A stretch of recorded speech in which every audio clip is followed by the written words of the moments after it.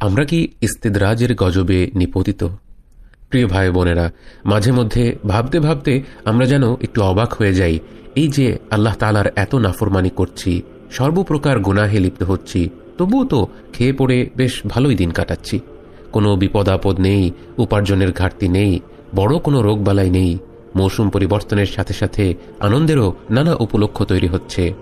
এত পাপ করা সত্ত্বেও আল্লাহ তাআলা তো আমাদের উপর বেশ ভালোই রহমত করছেন। কিন্তু আসলেই কি তাই?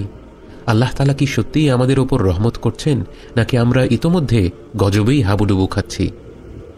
আজ এমনই একটি গজব নিয়ে জানার চেষ্টা করি, যে গজবটিকে বলা হয় ইস্তিদরাজ। আল্লাহ তাআলার একটি পবিত্র নাম হল আর রহমান।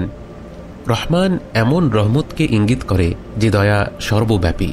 কাফের, মুসলিম, গুনাহগার, নেককার নির্বিশেষে সবাইকে যিনি দয়া করেন তাঁরই নাম আর রহমান। তাই আমরা যে আল্লাহ তাআলার রহমতের মাঝেই ডুবে আছি, এ কথা বলার অপেক্ষা রাখে না।